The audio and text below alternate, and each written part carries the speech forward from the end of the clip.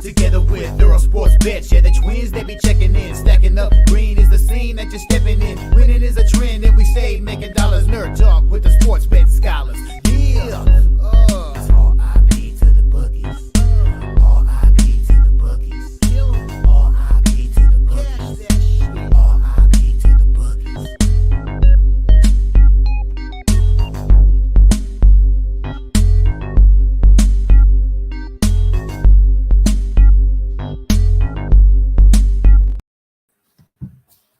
We are live. Welcome back to another edition of the Earle Sports Bet Show. My name is Nicholas Earle, joined here as always by my brother Tim. And today we have a decent amount of NBA and a decent amount of hockey. So we're not going to waste too much time so we can get into breaking everything down. But quick recap over yesterday. For me, I had 9 plays. I went 6-3. So honestly, it's a pretty solid day. In the NHL, there was 3 games, and I bet all 3 of them. I bet all 3 of them over the total. Rangers and Bruins over 5.5 was a loser. That was annoying because that did go up to a 6. But somehow that game got over the total. Edmonton and Chicago, that was 0-0 at the end of the first, 1-1 at the end of the second. Went 4-3, 3-3 in overtime. Where the Edmonton Oilers picked up the win there. So winner there, and then the Kings put the total over by themselves.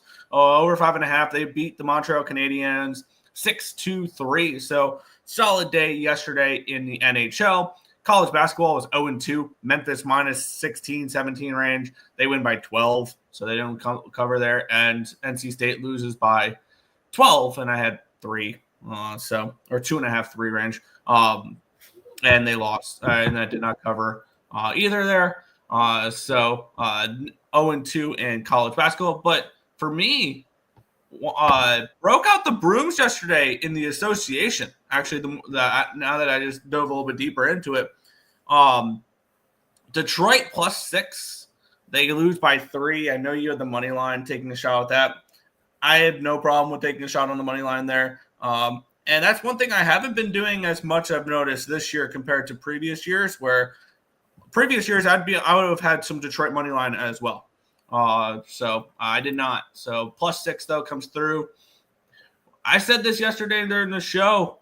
When taking the Spurs, I did not trust them to cover as 4.5, 5-point road favorites. I trusted them to score points.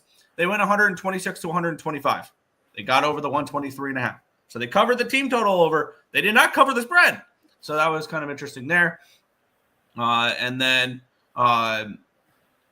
also yesterday, never in doubt, the Utah Jazz plus the 6.5. They went outright. If you had the money line, that was never in doubt either.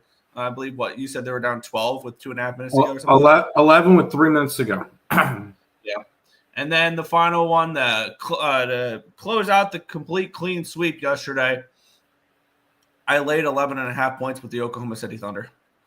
I did it. They went 140 to 109. So they took care of business with ease. They just dominated that game. So overall, good day yesterday for me, up 2.60 units. Hoping to continue that into today. Yeah, no. Yesterday started off nicely. We had 9 plays. We won our first 2. Over in the IUPUI game. Under in the App State game. Then they went, fuck you, we're not giving you anything else. Over in the Rangers game, loser. I took Detroit outright. And you know what? I would do it again. God, that was so heartbreaking. I thought, hey, we're going to go into overtime. I have a shot. And then they go and hit the half quarter. Over in the ECU game, didn't get there. ECU only scores 60. Over in the Lipscomb game, didn't get there. Over in the Indiana State game, didn't get there. Memphis minus 17.5 didn't get there, and the NC State Wolfpack didn't get there. So ultimately, it was a rough going yesterday. Not a fun day, but we will bring it into today. Hopefully, it's a lot better of a day, and I'm really starting to look towards college baseball and MLB. I'm just ready for that season at this point. Yeah, I've already started my AL East prep, and I might be working my way into the Central today. There you go. we'll say hi to the chat. Top of the morning, everyone. Good morning, ISX. The site needs some vacation. What's going on? We're not doing one right now. We're not doing one right now. So I don't know what else you want me to say. I know you love when we suck because you love to ridicule us. So good for you, but whatever. Good stuff, guys. What's up, Ice X? I got bullets ready to fire today. Let's do it. Pistons, Hawks, Charlotte, Nuggets, team total over. Nets, a loser Nets, 4-1 on the show. Congratulations. There's no contest because, you were one of the reasons why. But anyways, let's go ahead and jump into the NBA, shall we, Nick? Yeah, we have the Boston Celtics. They are taking on the Dallas Mavericks. The Celtics 10-point favorites, total of 229 in this game. We do have 6 games in the NBA. We're starting with this one here.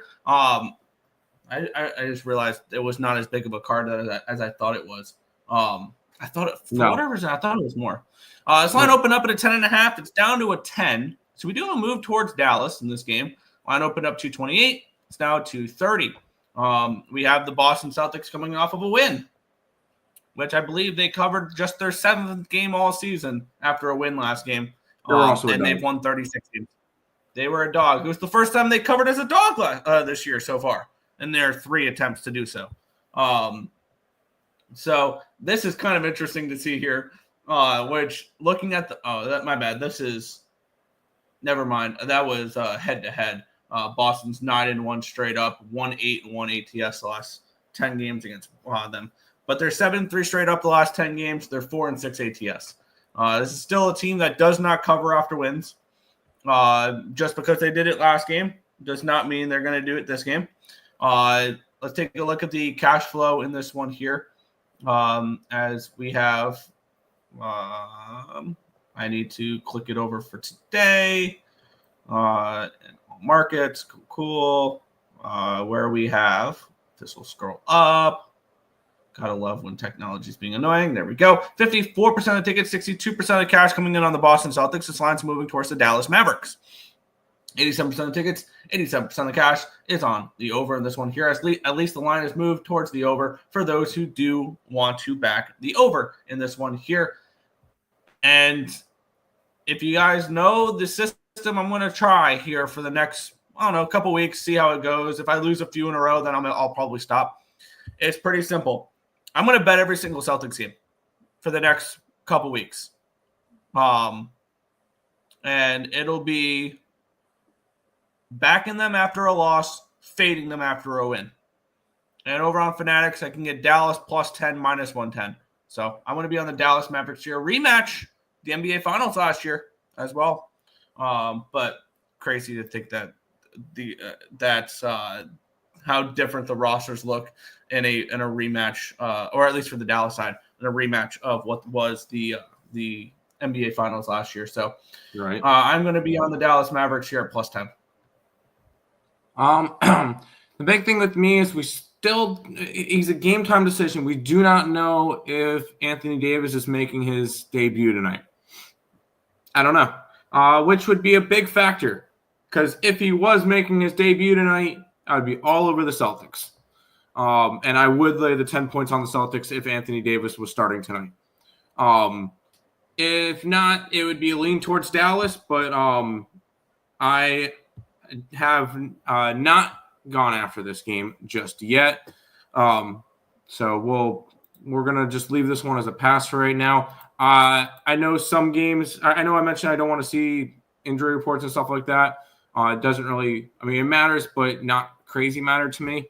I want to see whether or not Anthony Davis is playing in general, and we'll go from there. Making his debut. That would make a bigger difference for me. So I'm going to wait to see that news, and if we get that news pretty quickly, then I'll go from there. But right now, it's a stay off spot. Fair. Congratulations. Over. Boston over. I expect an orgasm from the dudes about Alonso. No mention. Oh, yeah, Alonso signed with the Mets. But we kind of expected it. Yeah, Nick's got his Alonso jersey on. But we kind of expected it. It's funny. I mentioned it yesterday when Mr. Numbers came in and was talking about my comments about the Mets lineup and everything, I said I assumed Pete Alonso in that lineup. Like that was an assumption for me. That wasn't if he's in the lineup, it's when he's in the lineup type of thing. So I was kind of expecting it the whole time. I just didn't know what the deals were, or what the contract details were going to be. Which I think this was a good contract for both teams, or for both parties for this one. It gives Pete Alonso the opt out after the first year, so he can go out there, hit 40 home runs, have a better season than he did last year. Which crazy that a down season for him last year was 34 home runs. And he can go test the market again next offseason. And if he struggles, he has a $24 million contract for the second year. He gets protection a little bit in the lineup with Soto and with Vientos. And if you're the Mets, he opts out after this next season. Well, guess what? There's a free agent that calls Toronto his home this season that I know they're going to be interested in. And if you're Pete Alonso, here's another question is, do you opt out and compete against in the free agent market with Vladdy? When the same team depends on how big the season Vladdy. was. Depends on how big the season was. When the same team is going to want you and Vladdy. Yep. So. No, personally, I mean, he can only opt out if he has a bad year. Correct.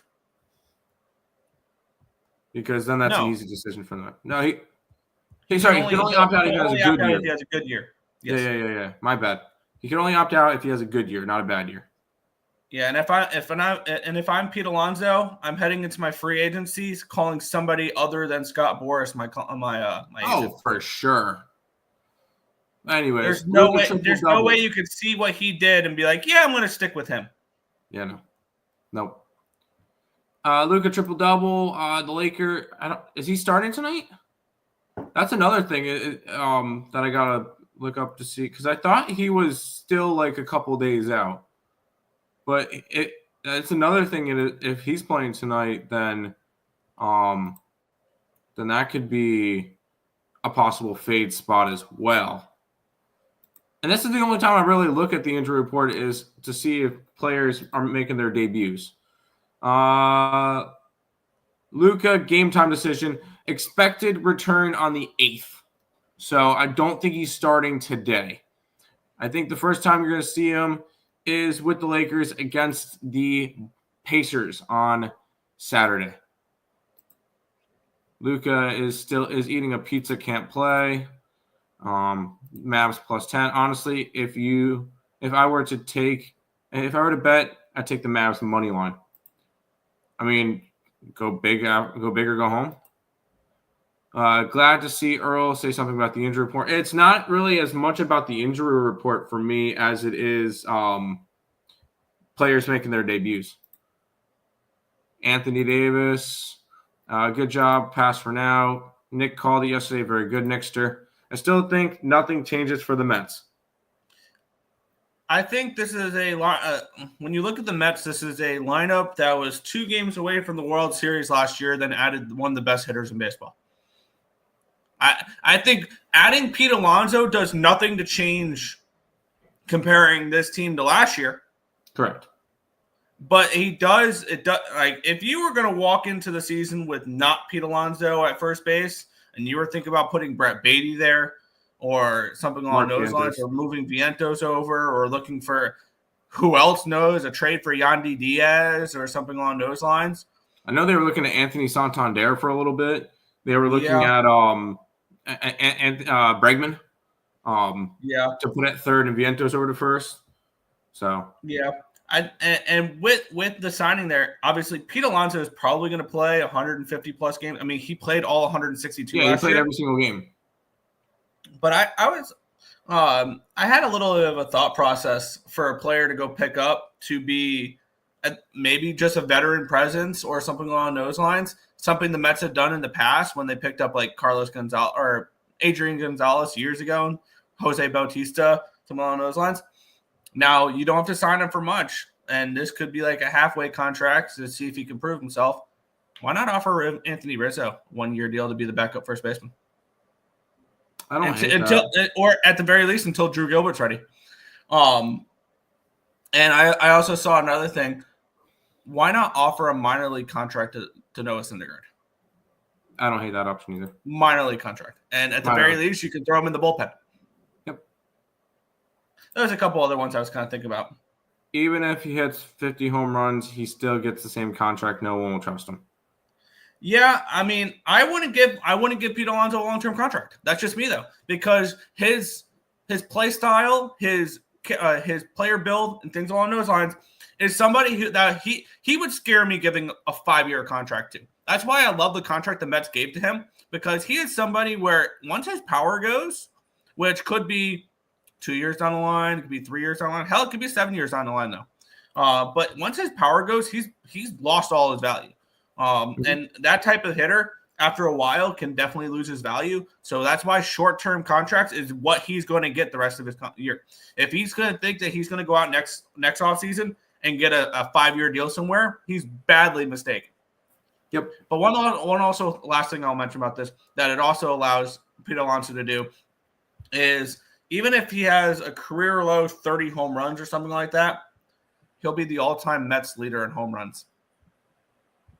Which I don't really think says much, but Darryl Strawberry, he needs 26 to pass him.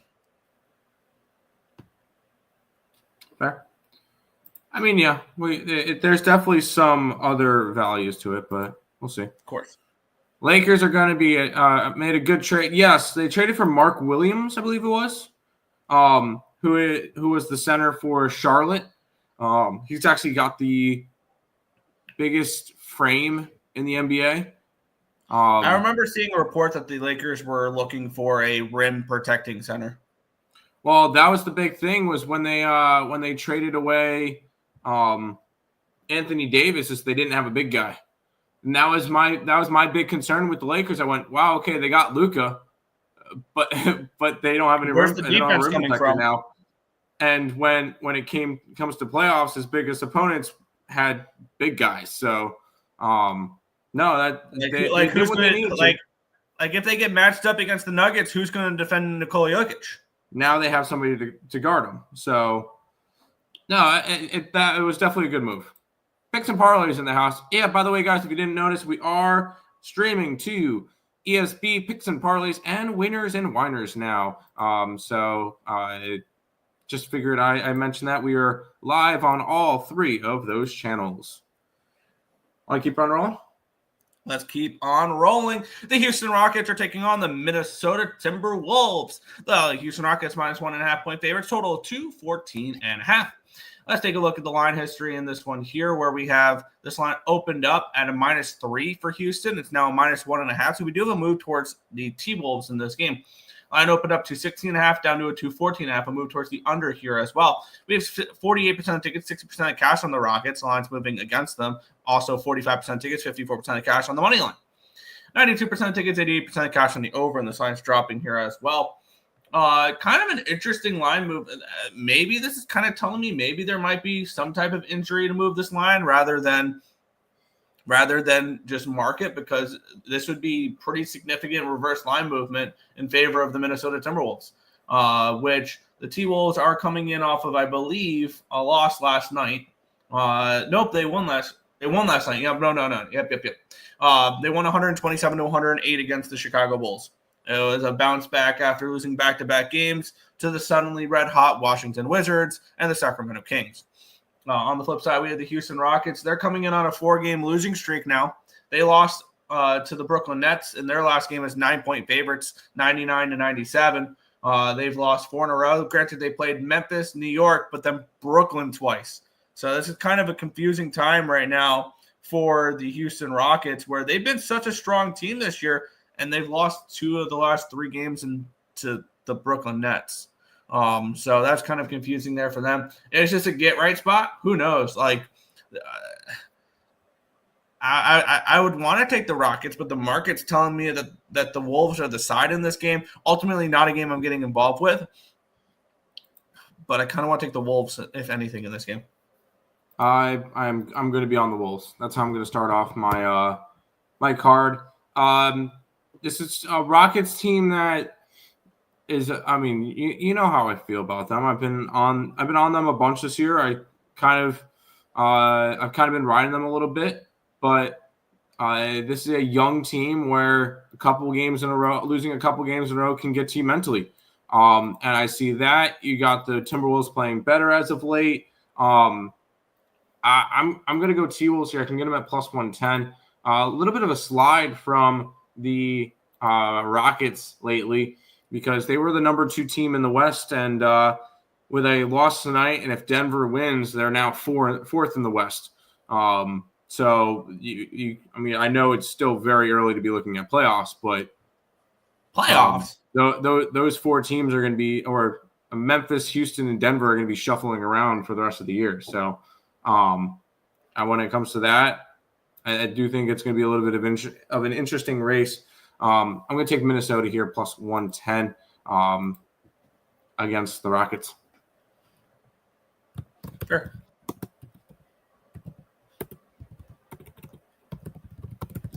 Hold on, sorry. Boom, boom. Oh, I guess Minnesota went up on the site twice. I don't know why that did. Oops. I guess we have 2 things on that. I give the Mets fan a week before they start booing Pete. All right. Can you just stop? Can you stop being so negative all the time? Twins. Yes, we're twins. Speaking of picks and parlays, where did Craig end up? Are you guys enemies with him now? I'm never an enemy. He's done so much for the ESB brand. I have nothing but respect for Trap. So no, we're not enemies. We still talk. And this is not our topic to talk. Nope. Randall out for a few weeks. Oh, for Minnesota? DiVincenzo out. Also can't bet them. Okay.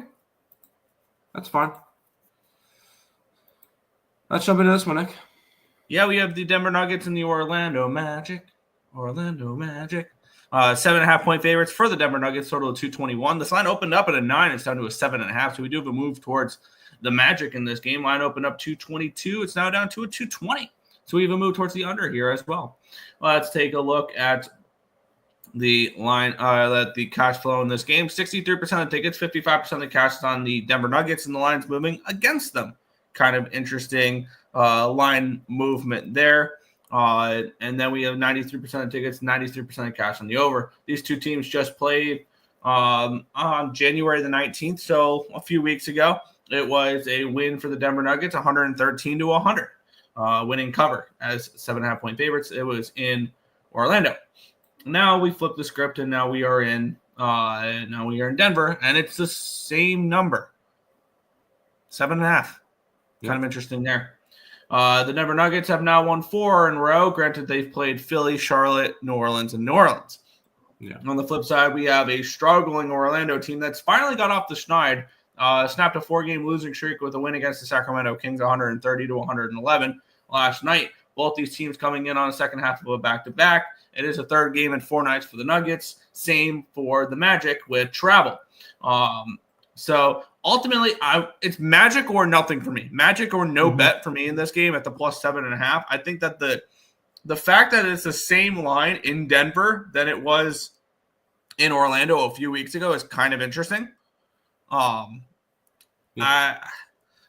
very interested in the Orlando Magic in this game, and I think I might move on them. I 100% agree. It is Orlando or nothing, especially at this line. This is a Denver Nuggets team that, granted, they've won the last 2 games and they covered in both of them. They were both at home. They are on a 3rd game in 4 days, all of them in altitude, which I'm not worried about Denver playing in altitude. That is the last thing I'm worried about because never worried about that whatsoever. That's an advantage for them. That's an advantage because they're used to that. But I'm not laying 7.5 points with them here, and I'm going to stay off the Magic because I just think it's a bad spot for the Magic too. So just another kind of, it's Magic or nothing, and I'm going to go with nothing. I'm going to move on the Orlando Magic here. I got it over on ESPN Bet plus 7.5 minus 105. I'm going to take a shot here with the Magic in this game. Sabres 4 in a row. That's just fire. Let's do it. Let's make a run. Oh, boy. Sabres for the cup, right? I'm joking. I still think you're an idiot. Eagles picks? No, I'm on Kansas City. Yeah, I'm gonna be on the Chiefs and the under. I think I'm gonna bet both. There you go. Russell Wilson is out for the people who care. Russell Wilson is a football player. So I thought you were a genius, but you're giving me a football Nuggets player. country, let's ride. Watch them. Watch the Preds beat them. No, don't do that. Don't do that. Eagles fan here. I'm in NOLA. Hey, good luck to you. Honestly, I hate both teams, so this Super Bowl kind of sucks. Both teams are on back-to-back, no defense. Tired, go over. I can see an over. Fake news. Let's jump into this one, which Luka is not playing with them yet. Luka's not playing with them yet. All right, we have the Los Angeles Lakers and the Golden State Warriors. We have the Lakers anywhere between 7.5 point favorites in this game. Total 222 to 21.5. Line opened up at a 221. It's now a 221.5. Line opened up 6.5. It's now a 7. So we do have a move towards the Lakers, and we have a move towards the under in this, or slight move towards the over, my bet. In this game, 95% tickets, 94% cash on the over, if that makes sense. 69% of tickets, 68% of cash on the Lakers. The line's moving towards the Lakers. And for me, in this, I mean, it's kind of tricky with the Lakers right now. I don't know how they're going to look with all the roster adjustments they've made, the trades and everything the last few days. They are coming in off of a dominant win against the LA Clippers in their last game, 122 to 97. I was on the dead wrong side of that one. It happens. On the flip side, we had the Golden State Warriors, who I was on the right side of their game last night. That was the game that they just completely fell apart.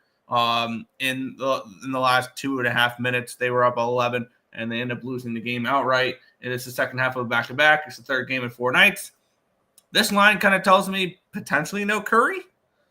Do we think potentially that could be the case for the Warriors tonight, that they have some starters sitting? With it being the second half of a back-to-back and a third game in 4 nights. That could be an option, that could be something to keep an eye on as well. I'm not betting anything at the moment. Low-key, I want to see if any of them get rolled out, and I can get like double digits with the Golden State Warriors with no Curry or something along those lines. I'll probably take a shot with it. Ultimately, nothing at the moment for me, betting-wise. But if we see some players resting tonight, I will be a little bit more inclined in the Golden State Warriors. Curry is not on any injury reports at the moment. So if that helps you out at all, which I guess I don't really think that helps at all, I'll say. But this is, we also could see, because it says estimated return date for today, Jimmy Butler playing for the Warriors tonight.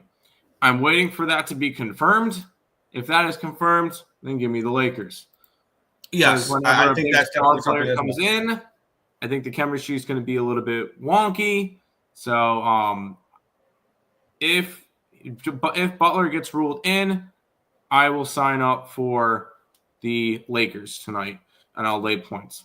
If not, then this is another game that – and I know you made the argument saying you don't know how the Lakers are going to look after all the trades. What about the Warriors? That's a good point, too. Yeah, no, the Warriors just got rid of 4 players for Jimmy Butler. So, or 3 players for Jimmy Butler. I think 3 players for Jimmy Butler. So I think it's kind of bad for them too in terms of that. So yeah, and then I saw the extension that Jimmy Butler got with the Golden State Warriors. Nothing right now. NBA money is stupid because Jimmy Butler, who is would you call him a fringe top 15 player? Yeah. Is making more money than Juan Soto. AAV wise. 2 years, $121 million. Yeah, no, it is kind of wonky. That's disgustingly high. It is. Especially for a sport where half the players sit out half the games. I agree. NBA players but you also got to think they have a little bit more money to work with. They have a little bit more money to work with, and they only have to roster That's my point. That's why they have more money to work 12 with. players? Yeah, that's why they have more money to work with. So Still stupid. it is a lot of money that they get paid. This is what's wrong with the NBA. He did get a big contract. That's Very a smart pretty. for this weight. I'm waiting to see with the angle that I like to run with. So it's not as much the injury report. It's that. Morning, Markel. How you doing? Let's jump into this one, which I could see as a 1-800-GAMBLER type of game. I would say, yeah, but I mean, you have the hottest team in basketball here, the Portland Trailblazers. Blazers have been hot as of late. Oh my God, have they been? They have only won 9 of their last 10 games and covered in 10 in a row. Their only loss in the last 10 was as a 13-point dog. They lost by 10. They covered. So this is a Portland team that is winning and covering games right now. Let's take a look at the line history real quick. This line opened up with, it looks like Sacramento is around 2-point favorite. Now we're seeing Portland -1. Line opened up 230.5. It's down to a 230. Looking at the cash flow in this game, 59% of tickets, 70% of the cash is on the money line for the Portland Trailblazers. I care more about the money line numbers than I do the spread numbers because we're literally talking about really no spread. Line opened up -115 for the Kings. Money line is now -115 for the Blazers. Money line here with the bigger bets coming in on them. They've been playing amazing basketball as of late. 5 in a row, 9 of their last 10. They beat Indiana, Phoenix, Orlando, Milwaukee, Charlotte, Orlando, Miami, Chicago during this 9 out of 10 run with their only loss to the Thunder. And not only are they winning these games, a lot of them are double-digit wins. 112-89 against Indiana. A 2-point win against Phoenix the second time around, but the first time around, 127-108. 119-90 against Orlando. 125-112 against Milwaukee. 101-79 against Orlando. A 9-point win against Miami. 116-107. An 11-point win against Chicago. They're not only winning, they're winning by margin. Give me the Portland Trailblazers in this game. I've had them a few times during this run. I have not bet them every time during this run, but I've been on them a decent amount during this run. Over on ESPN Bet, my bad, scratch that. Over on Fanatics, -115, Portland Trailblazers. Yeah, the one thing that kind of is a little bit with me that I'm going to end up staying off is because it's such a close spread. This is also the first time in this stretch, Nick, that the Portland Trailblazers are a favorite. True, but they've won games. As a dog, yeah, I would love to go after them as a dog. But yes, they've won 5 in a row. Granted, against Indiana, which Indiana was hot going to that game. Phoenix twice, not really big on Phoenix. Orlando, meh. Milwaukee, meh. Losing to Oklahoma City. They beat Charlotte, Orlando again, Miami with Jimmy Butler problems. I'm not taking away what they're doing, but actually the Kings are kind of a similar team to it. I agree. It would be Blazers or nothing, but I'm going to go with the nothing side of this. I don't want to lay points on the Blazers. That's understandable because, yeah, they've been doing this as a dog for the most time, but I'm just asking them to win. That's it. Just win. They've been blazing. Yeah, I know.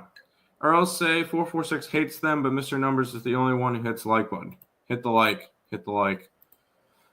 Higgs, welcome. Alonzo is better than Judge. Here we go. It's the comment of the day. And here's the thing. Hey, here's the thing, though. Yeah, as much as I'd love to rile up the, I mean, obviously Judge is the better player, but hey, I'll feed into the propaganda. Hit the like, Higgs. Ban Higgs. He is clueless. Doesn't know anything about my Yanks. No. There's a reason why Higgs is a mod and a member, and he's just better than you. Luka playing Saturday against Pacers. That's when they said that he should be making his debut, correct? What's up, Rio Kelly? Welcome, welcome. Mr. 446 Rigged. Mr. Rigged 446. Yeah, Mr. Rigged 446. Higgers, what's up? Lindor better than Jeter. Yes. Yes. I think Jeter is overrated, but that's beyond the point. Higgs says that all the time. Higgs 3-3 slipping. Shut up, dude. Ban Higgs. No, I'm not banning Higgs. I know I'm late, and y'all talked about Pete is resigned. Yes, we're very happy Pete resigned. Yeah, slipping plus 55-79 in college basketball. Every other capper is behind me. Add them up, and I'm still up 16-57 over them. So yeah, I'm terrible at college basketball. Jeter is 100% overrated. Dude, if you guys are going to go after anybody with college basketball, Higgs is your guy. Higgs is just crazy with college basketball. So I would trust him. Yep. Let's go to the last NBA game of the night. Yeah, we have the LA I'm going to end up ending my card with one play. Jeez. Indiana Pacers and the Los Angeles Clippers. The Clippers 5.5-point favorites. Total 229 in this game. This line opened up at a 4, it's now a 5.5. Line opened up 228.5. It's still a 228.5. Let's take a look at the cash flow in this game. 82% of tickets, 81% of cash is on the Pacers. Public doggy in this one here. 95% of tickets, 90% of cash on the over. This line moving towards, I believe, moving towards the Clippers in this one here. Yes, move towards the Clippers as well, with the public liking those Indiana Pacers a little bit, which is interesting. I'm very intrigued in the Clippers in this spot. And also keep in mind an angle that I know you love to use, Tim. What did we see last from this LA Clippers team? Oh, they got blown out by the Lakers. Yeah, they did. Uh-huh. So we have the public all over Indiana. Who also just lost by 23. Yeah, to a red hot Blazers team. But we have the public all over Indiana. We have the Clippers coming in off of back-to-back losses as favorites, including an embarrassing one as an 8.5-point favorite in their previous game before that. Give me the Clippers. I'm going to shop around for the best available number. But yeah, give me the Clips in this game here. -5, -110 over on Bet365. I'm going to stick with the T-Wolves today. I would have taken the Clippers if Indiana wasn't coming off of a blowout loss themselves. That's kind of the last piece that I wanted to have is Indiana coming off either a win or a close game in general. So coming off of a blowout loss, not something I want to get involved with. So I'm going to just finish off my card with somehow having the Timberwolves twice on the site. So I guess I double-clicked it or whatever.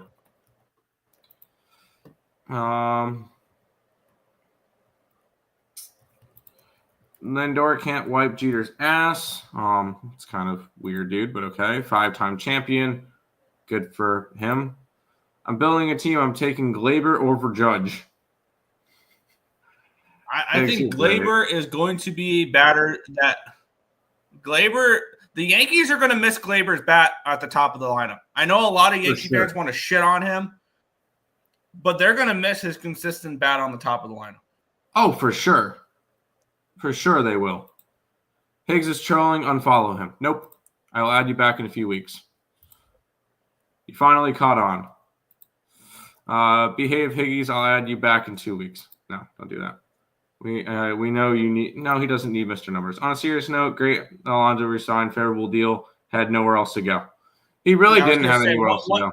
Once there was that one day where basically the whole first baseman market made all their moves and that was it. And then Pete Alonso was just sitting there twiddling his thumbs because nobody really moved on him. We all knew he was coming back to the Mets. We all knew the Blue Jays stuff was bullshit. We all knew the Cubs stuff was bullshit, and same with the Giants. Like no team was going to offer what the Mets were going to offer him. And I don't think Pete Alonso really wanted to go elsewhere other than the New York Mets. Yeah. Unless he would have signed with somebody. And at the end of the day, yeah, he was always going to be a Met. He didn't fold. It was a stupid-ass agent. But still think the Mets need starting pitching. For sure. Am I the only one that wants to see the Mets get a team-friendly contract with Quintana again?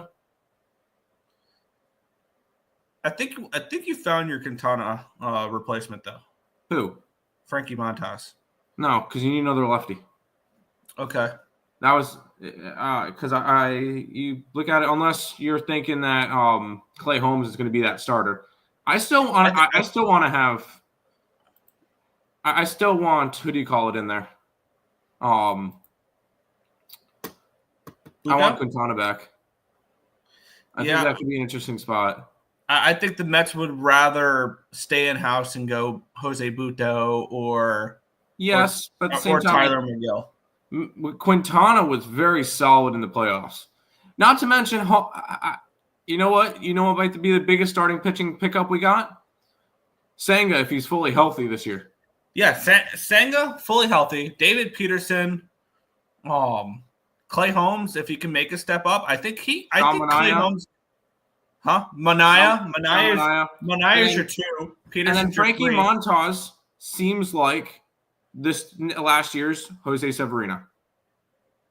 Yes, Luis Severino. Yeah, I was going to say all you're asking now is if Montas and Clay Holmes can be Severino and Quintana, and you're asking to have.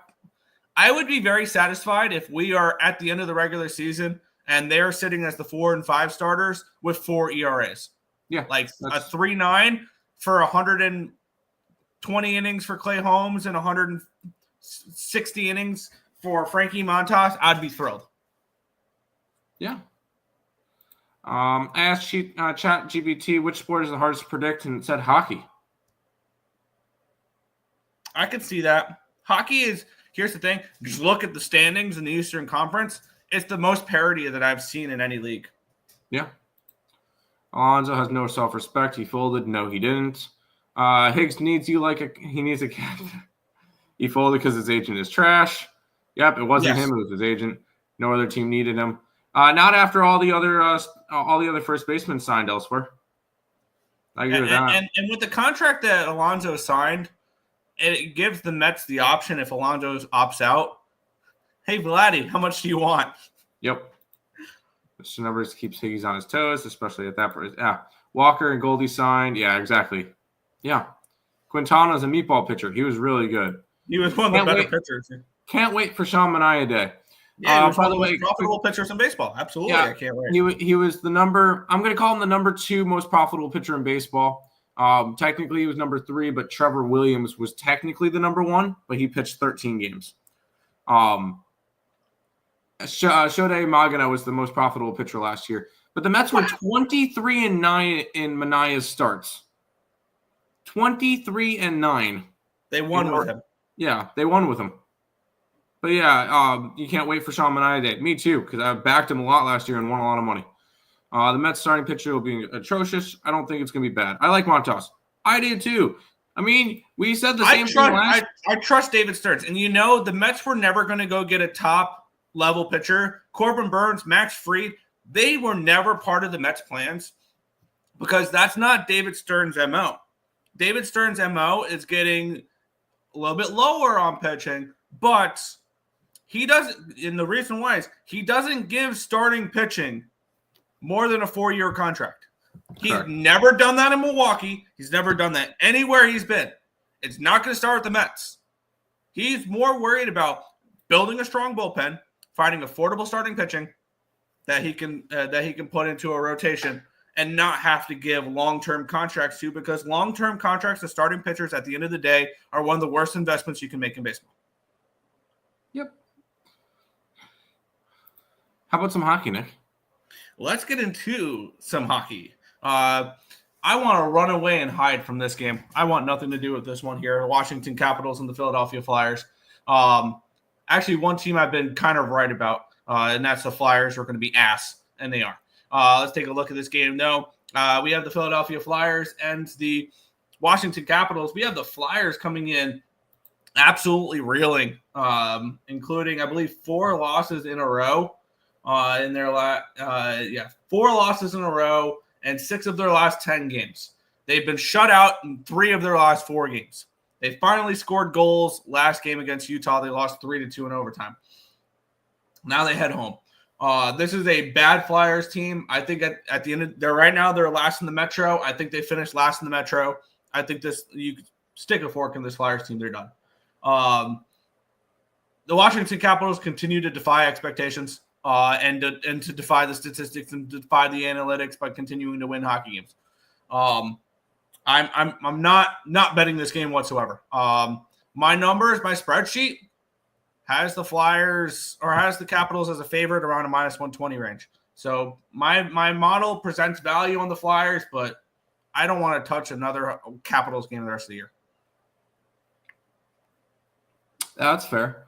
No, there's plenty of hockey games today. Capitals. I believe I'm gonna pull up Money Puck real quick, because I want to see what the because I think they're pretty much locked into a playoff spot at this point. Yeah. Because I want to kind of think of what they are the second best odds to make the playoffs right now at 99.99% according to according to Money Puck. Nick, can you take a guess? The only team that's 100%. For the playoffs? Yes. According to Money Puck. Vegas Golden Knights? Nope. Vegas is 99.5. Edmonton is 99.8. Maple Leafs. Panthers. Maple Leafs 92.6. Panthers 95.5. Who the hell is 100%? The Jets. That makes sense. Okay. They give Washington that good, and Flyers 0.7. So and they have 2 teams running completely dead already, Nick. That would be the San Jose Sharks, and that would be the Chicago Blackhawks. Yep. Nashville's at 0.6. That's funny. Remember when we thought that team was going to be a cup contender? Anyways, or some people did. I'm not going after anything in this game. Pass on this one. Yep. Montas. Go for it. Sorry. Click. Oh, yeah. Never mind. It's your chat now. Go ahead. Montas is a former Yankee scrub.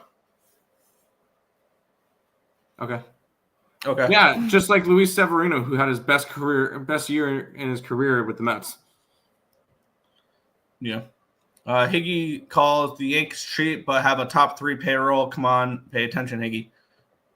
Okay. Yeah, and they're going to probably do pretty well this year, the Yankees, because they play in the American League. And 88 wins is a playoff spot. Fly, Flyers, fly. It is dog or pass. Higgy says Yanks won't sign Soda because of money. They offered him $750 million. Good call, Higgy. Wrong. Well, they did not. Yeah. Pay attention. They were outbid. So, yeah, cheap, which is why I said they would never pay him in the first place. And they gave up a shit ton to do it. They gave up a lot for 1 year of Juan Soto, which, here's the thing, though. Juan Soto, when you just look at strict hitters, might be the best professional hitter in baseball. He walks at the highest rate. He has every single year of his career, he's had at least a 400 on-base percentage. And when you do throw the ball in the strike zone, he's a 98 percentile in contact rate and a 99 percentile in power rate. So he walks a lot, and if you throw a strike to him, he beats up the baseball. So yeah. Bruins, nope. This team went after an A's DFA free agent instead of trading for a guy. Fair. How many times were they outbid in the 90s and the 2000s? Never. New guys running the show. Yes. George would be rolling in his grave right now to see the way Hal is running this team. And the way he was complaining that nobody can compete with the Dodgers. You're the Yankees. You have the highest valued team in franchise, like highest valued franchise in sports. You can't complain that another team could spend more money than you. It's bullshit. Higgy, I'm concerned about your health. Go see a doctor. Watch your. Okay. Orioles don't. The Orioles have had. I think you can make an argument. Have had the most disappointing offseason. I'm not gonna say that. Because when you look at what they've done this offseason, I have a list of what the Orioles have done this offseason. Like they did not improve much when your big acquisitions are what? Charlie Morton and Tomoguchi Sagano? Like those are your best additions that you've made in the offseason? Gary Sanchez? Tyler O'Neill? I'm having a tough time getting excited about the Orioles this year. Red Sox a year away. I can see that argument. I like the Red Sox a little bit this year. I think I'm gonna have small bets on like divisional futures with them and stuff like that. Just wait until Roman Anthony, Christian Campbell, and Marcelo Meyer are Red Sox with this. Blue Jays are trash, poorly run. Am I the only one that think the Blue Jays could be a boom bust type of fringe playoff team? Yes. Yankees are annoyed they have to pay $40 million over the payroll tax. Yeah.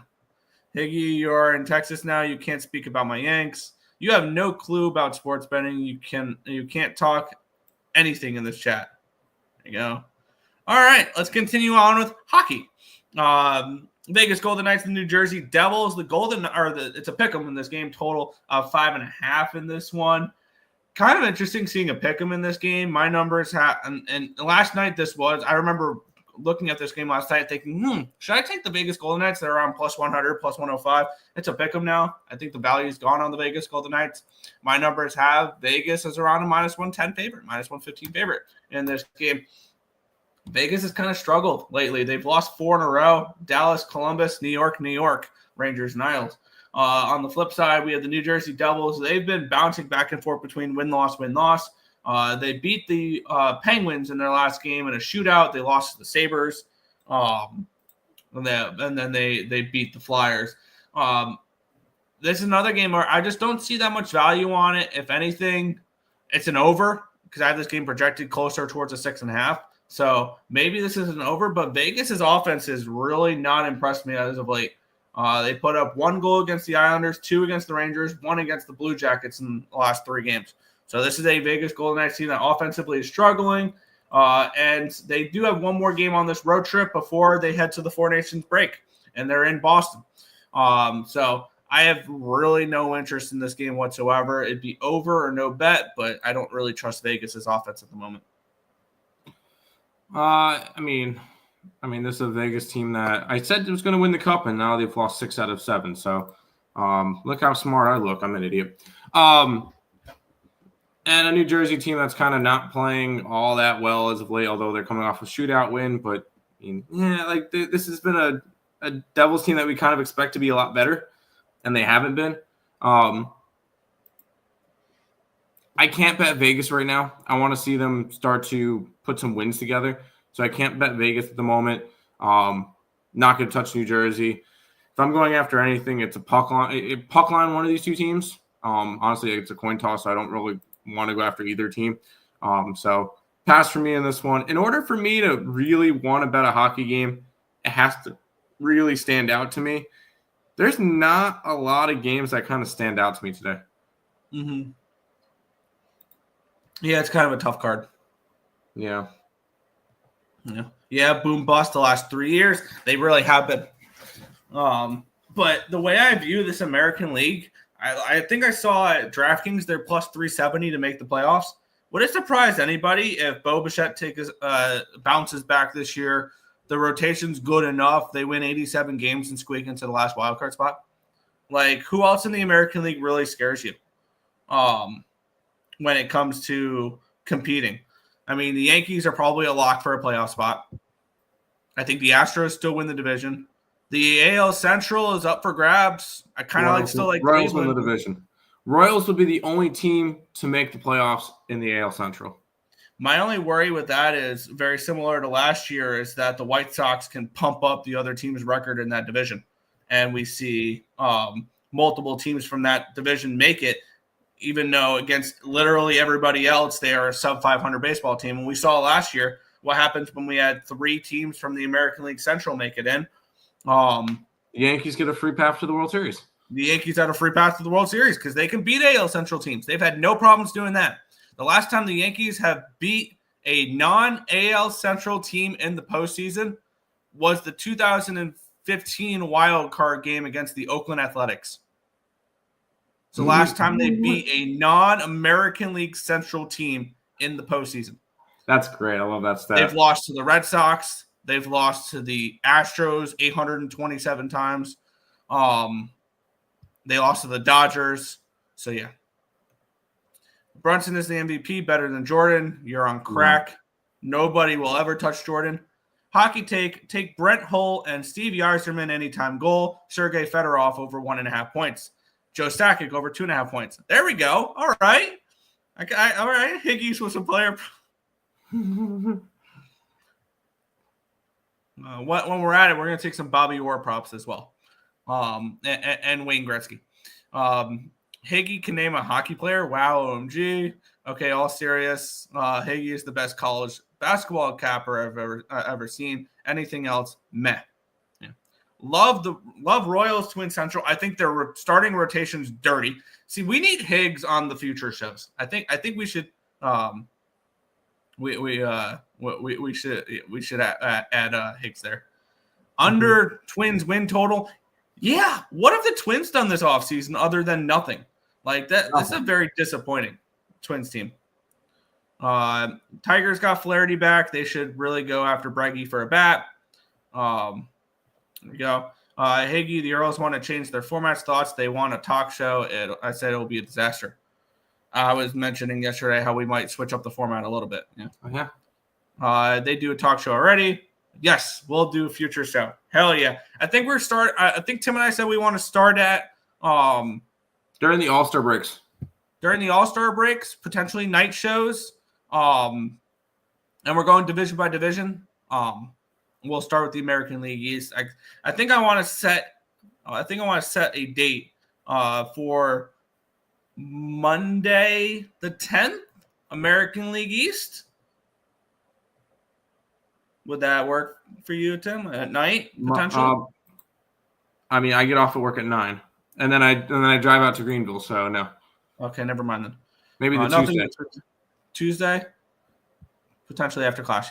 Yeah. I was gonna say we need teams to at least be in Florida and Arizona for spring training. Yeah, and that's. Well, yeah, we've already got players throwing and stuff like that in the spring training locations. But yes, I agree with that as well because there's still some free agents to go. But I've already started prep for that, so I can't wait.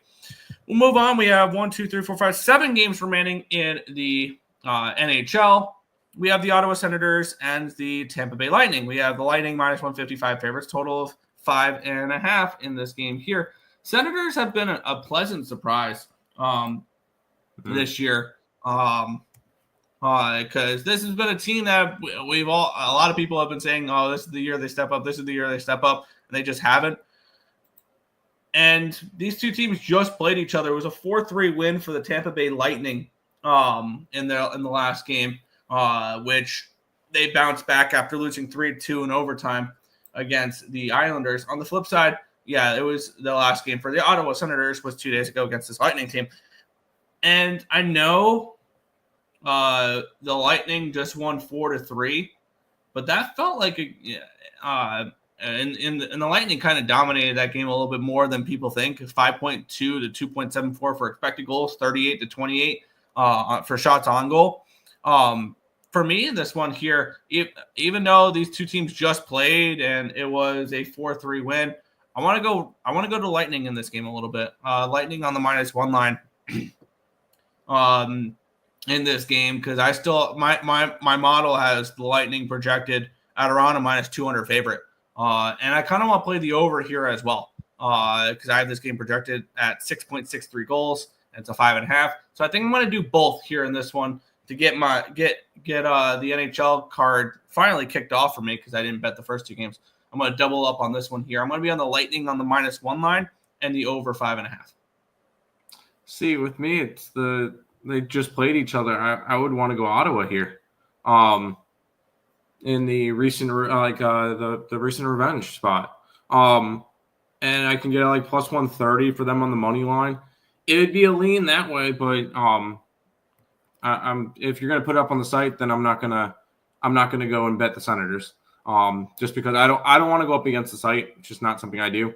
So if you're gun ho on the Lightning, I would lean Ottawa in this game personally, but I'm not gonna talk you off the Lightning. Yeah, I'm gonna be on the Lightning -1 plus 107 over 5.5 -115. Okay. Hicks said Yanks were trash and wouldn't make the playoffs last year. Is he qualified to talk MLB? You know what, 446? Here's what we're going to do. For the future show, I will send you personally a link to hop on the show.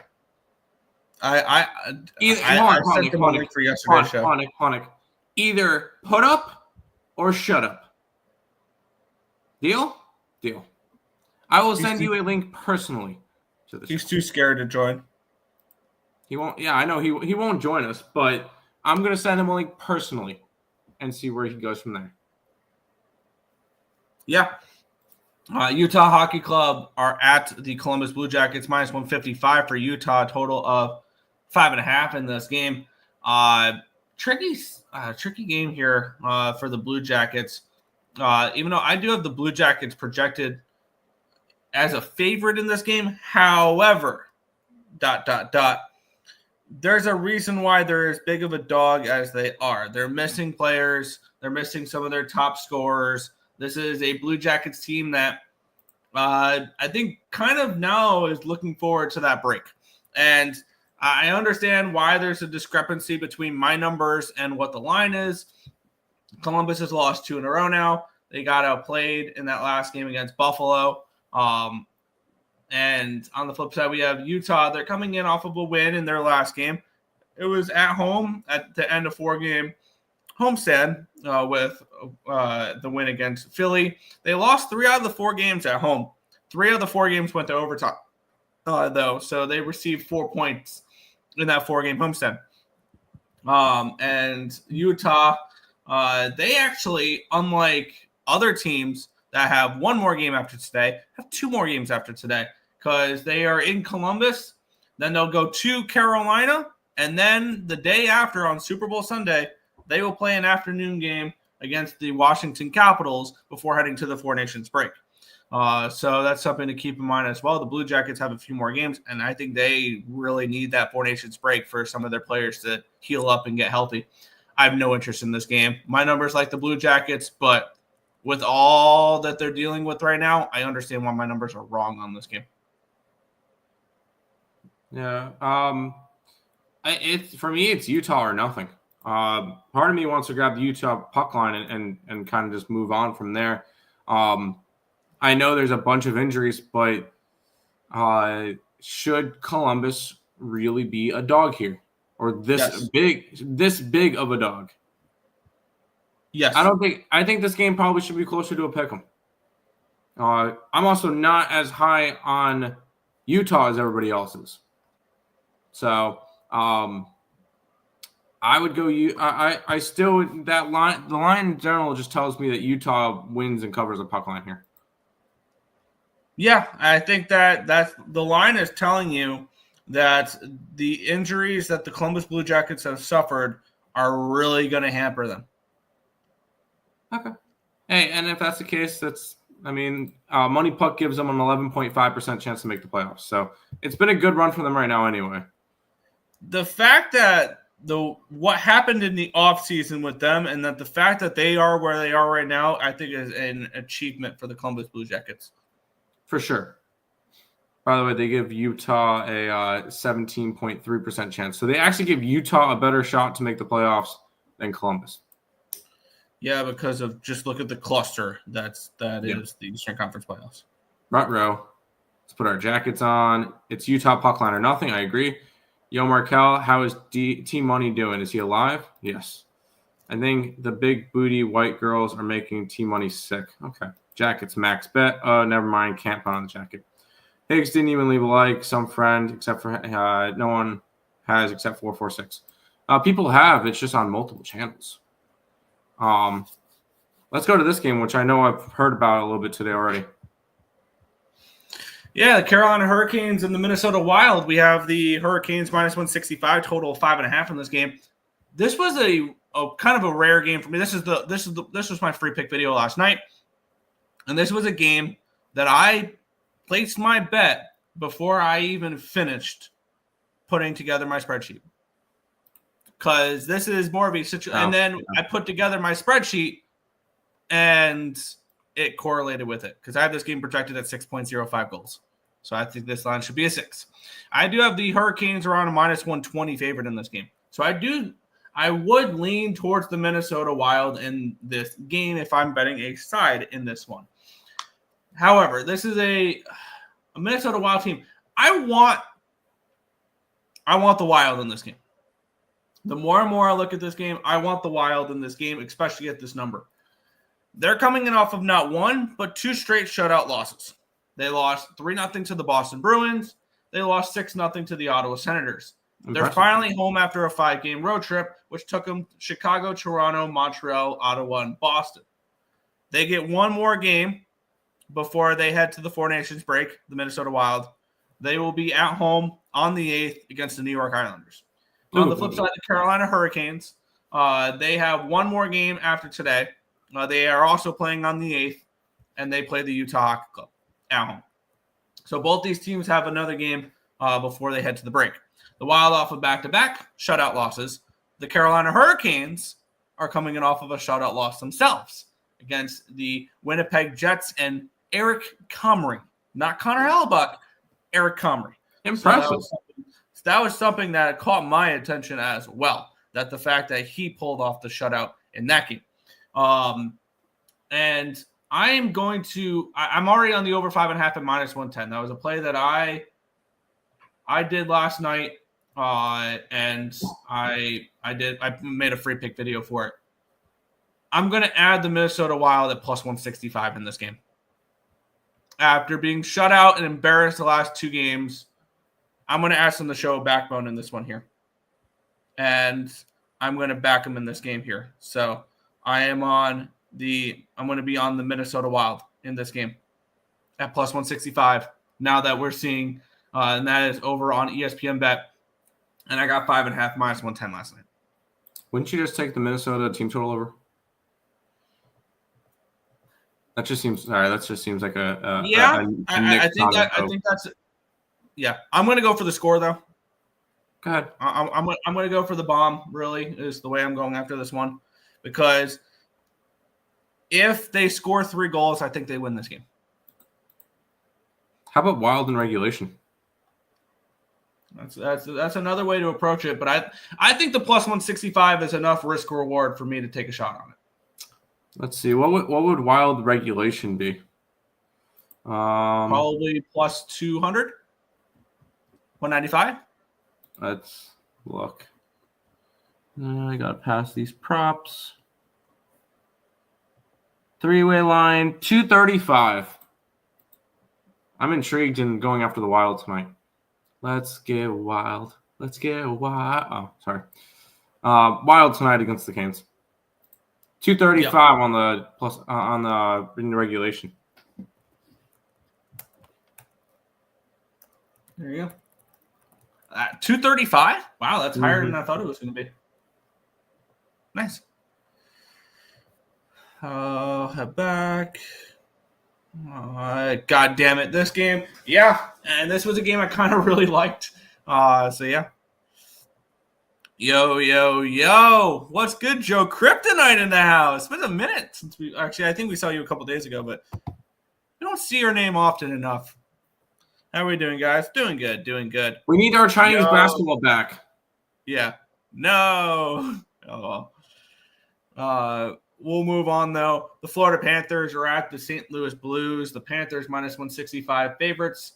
Total 5.5 in this one. Let's take a look at the projections for me in this game here, where I do have the Florida Panthers as a favorite in this game. I have them along the lines of a 160 favorite. So I think this line is correct. When we look at this one here, I had this game projected around 6.4 goals. So I do lean towards the over in this one as well. The Florida Panthers, something seems off with them right now. I don't know what it is, but something seems off with the Florida Panthers. I believe they're coming in off of a few losses. Actually, my bad. They're coming in off of having a 3-game winning streak snapped. Granted, they played LA. That's a decent win. The Blackhawks and then the Islanders on the second half of a back-to-back in the third game in 4 nights without Matthew Barzal for the first game. So that was kind of a tricky spot for them there. So and then they lose 6-3 to the Washington Capitals in a game when you look at their advanced metrics, they were the better team, 3.41 to 2.95 in the expected goal battle in that game. I kind of wanted to back the Panthers a little bit in this game on the -1 line. That would be my lean in this one if I'm betting it. Starting to see some 6s out there. I agree with the 6s out there enough for me to stay off the total. But yeah, for me, it would be over or pass, and it would be Panthers or pass, but no play here for me. Yeah, no interest. It would be St. Louis in regulation or something at home or nothing. But not anything I feel the need to go after. How about a Minnesota St. Louis parlay? No, I'm kidding. No, I'm not going after this game. It's a pass. It's Blues or nothing. Yeah, I would lean the other way, but it'd be Panthers or no bet. But yeah, I got you. There you go. Blues money line. How could Earle corrupt this? Or what? Hold on, I'm pulling up the tweet. Because she tweeted out this yesterday.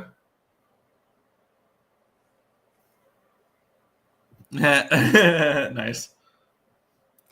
With the video of the I'm coming home.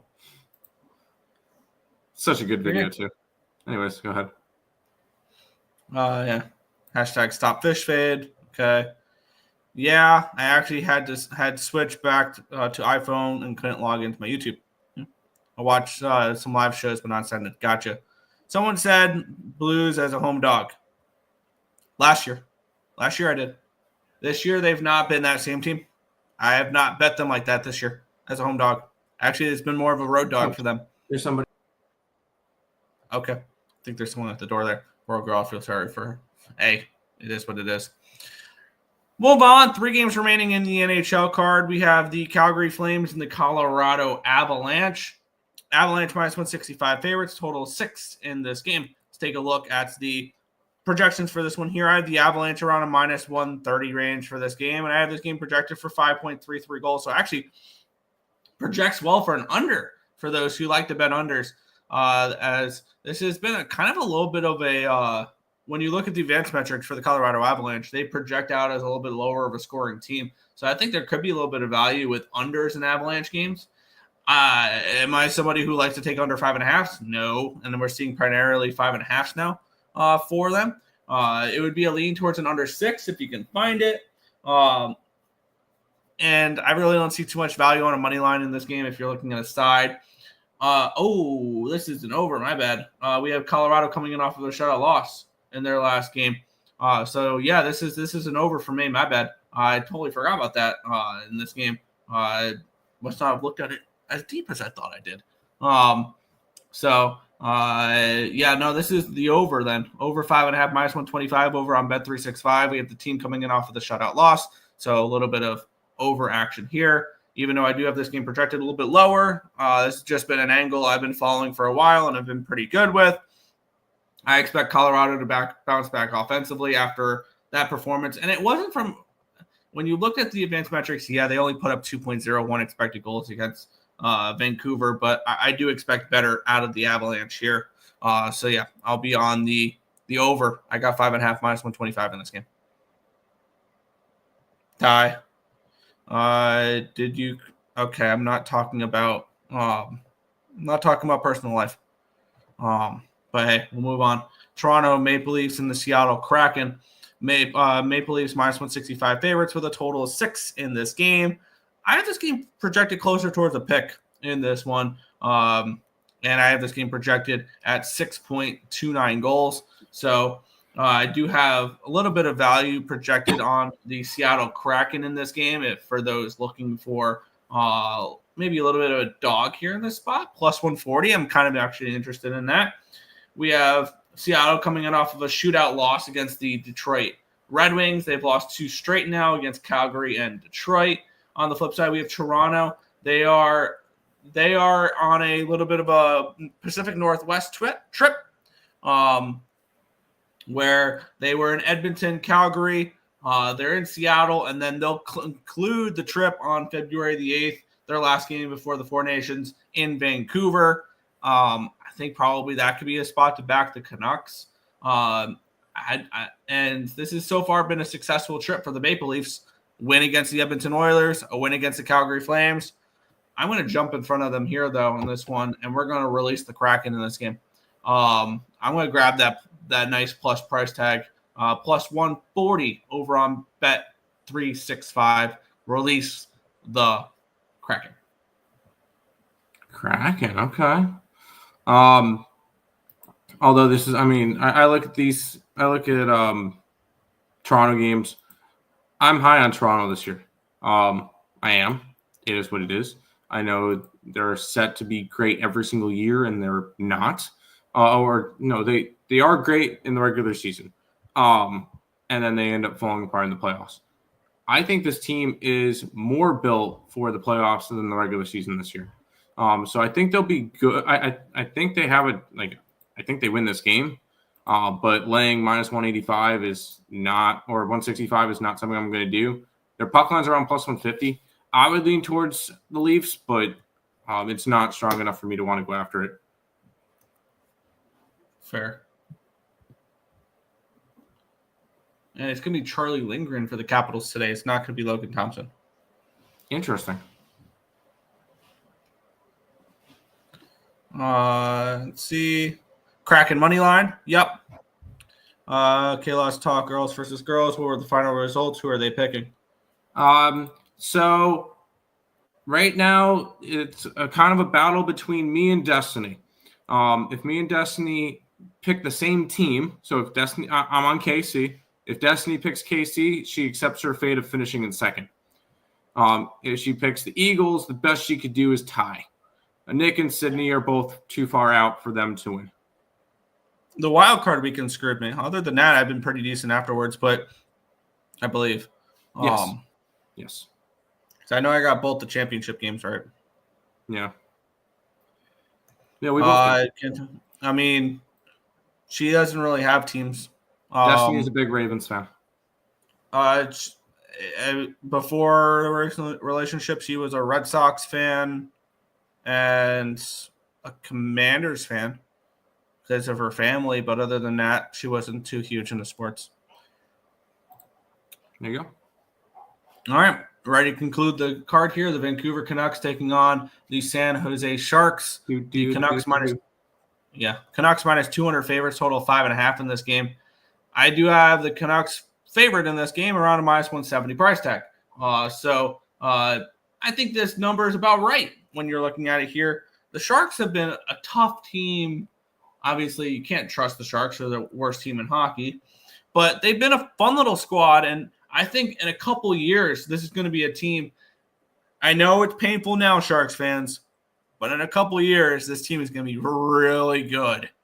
And it'll pay off in the long run. They're going to make a few deep runs with Mack and Celebrini leading the way. I truly do believe that. But with that being said, are they in a position today to be competing or anything like that? No. Are they in the position to be a trap game where if you don't take them seriously, they can sneak up on you? Yes. This has been a Sharks team that can keep games closer.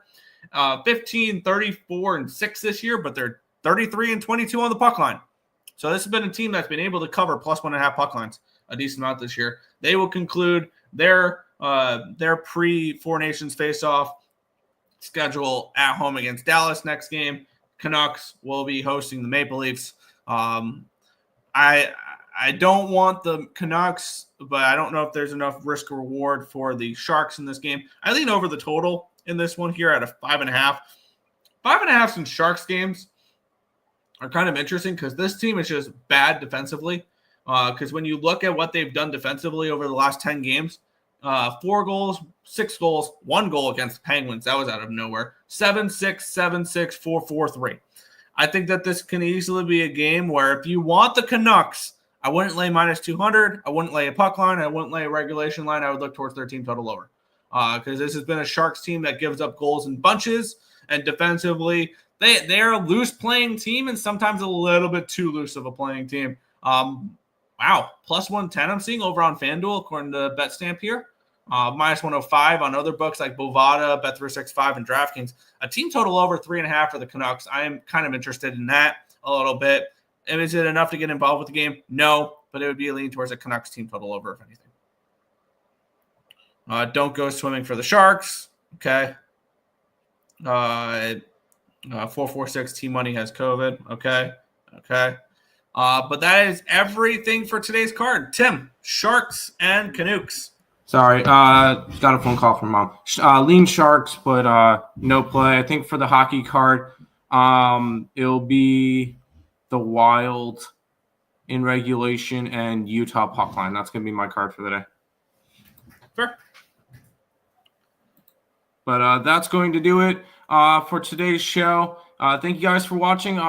We will be live every single day now to ESB, to Picks and Parleys, and Winners and Whiners. So Picks and Parleys, Winners and Whiners, people, if you guys have not checked us out over on the picksandparleys.net website, you guys can check out all of the best bets, the premium plays. All of that is over there as well. I'm going to be putting up the final card for college basketball. I'm going to go cap the totals real quick, and then I'll have everything up. Nick's going to put up the hockey, and we'll end up having everything good to go. So if you guys are interested in all that over there, go ahead and check that out. That's going to do it for this edition of the Earle Sports Bet Show. We'll be back again tomorrow with another one. Peace out, guys.